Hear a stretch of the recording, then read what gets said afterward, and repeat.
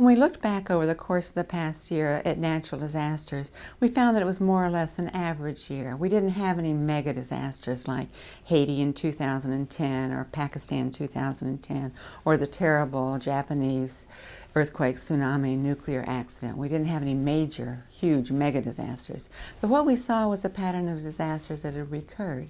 In the Philippines, for example, there was a terrible typhoon, but a year before there had been a typhoon in almost the same area. In the United States, we had Hurricane Irene in 2011, a once-in-a-100-year event, and then just a year later, we had Hurricane Sandy, wreaking devastation through large parts of the United States.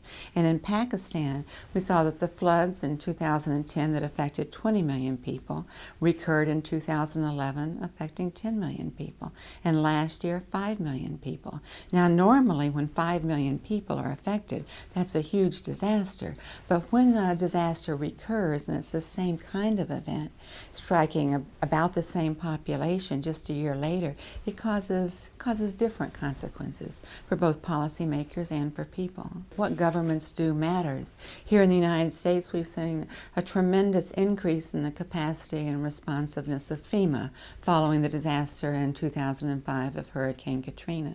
Around the world, the Philippines is the country that's third most vulnerable to risk. They face typhoons and volcanoes and earthquakes, and the Philippines has probably the best disaster policies in the world. They've taken this very seriously. There are also needs at the community level to plan and prepare and make sure that those who are most vulnerable don't suffer the most.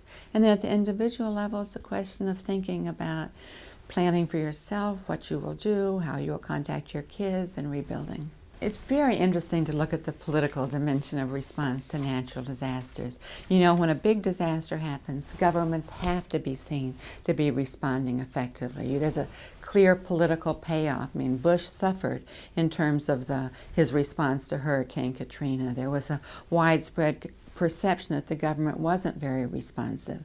In contrast with both Irene and with Sandy, both national and local and municipal levels of government were very responsive.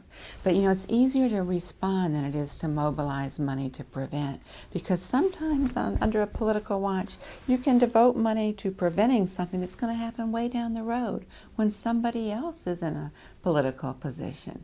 So making investments in New Orleans, for example, back in the 1930s and 1950s and the 1990s could have mitigated a lot of the damage caused by Hurricane Katrina. But politicians there judged that there was more political payoff for them to invest in other measures than in taking the long-term and sometimes invisible actions to prevent the risks of disasters.